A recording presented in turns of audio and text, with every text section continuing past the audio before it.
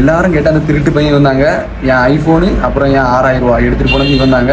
இது எப்படி நடந்துன்னு பார்த்தீங்கன்னா, கரெக்டாக நம்ம வந்து லடாக் ட்ரிப்பை முடிச்சுட்டு கிளம்பலாம் அப்படிங்கும் போது ஆக்சுவலாக லடாக் ட்ரிப்பில் ஏன் ரொம்ப வீடியோ போட முடியலன்னா எனக்கு உடம்பு சரியில்லை, ஃபுட்டு ஒத்துக்கல, அப்படி இப்படின்னு நிறைய பிரச்சனையில் மாட்டிட்டாங்க. அதனால தான் வீடியோ போட முடியல. அதான் குயிக்காக கிளம்பியும் வந்துட்டேன்.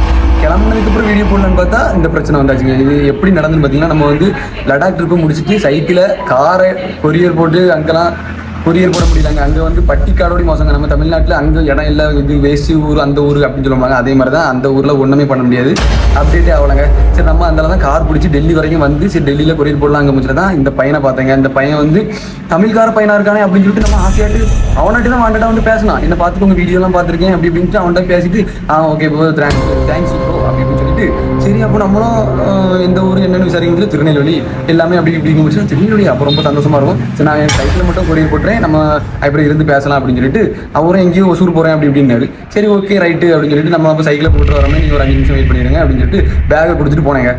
வரும்போதுல என் 6000 ரூபா என் மொபைல் எதுவுமே காணல. எப்படி இருக்கும் நல்ல காலம் ஐஃபோன். அந்த ஐஃபோனு இங்கே வச்சுட்டு போனேன். எனக்கு ஜிபே இதை வச்சுட்டு போயிருந்தா நான் இன்னைக்கு நடு ரோட்டில் தான் இருந்திருக்கணும். நான் இன்னைக்கு வீட்டுக்கு வந்துருப்பேனா என்ன நடந்திருக்கும், ரொம்ப கஷ்டப்பட்டிருப்பேங்க. எப்படியோ ஒரு வழியாக அந்த ஜிபே ஃபோனை கொண்டு போனனால வீடு திரும்பி வந்தேங்க. அதுக்கப்புறம் இந்த வீடியோ எதுக்கு போட்டோம்னா, நீங்களும் இந்த பையனை பார்த்தீங்கன்னா ஜாக்கிரதையாக இருங்க. அதனால தான் வீடியோ. அதனால் வந்து நீங்கள் ஷேர் எப்படி பண்ண மாட்டீங்க, பொண்ணுங்க வந்தால் தான் ஷேர் பண்ணுவீங்க, நம்ம வந்தாலும் ஷேர் பண்ண மாட்டீங்க. இது வந்து நல்லதுக்காண்டி தான் சொன்னேன். ஸோ வந்து நீங்கள் ஷேர் பண்ணுங்கள், ஜாக்கிரதையாக இருங்க, ஏதாச்சும் பண்ணுங்கள்.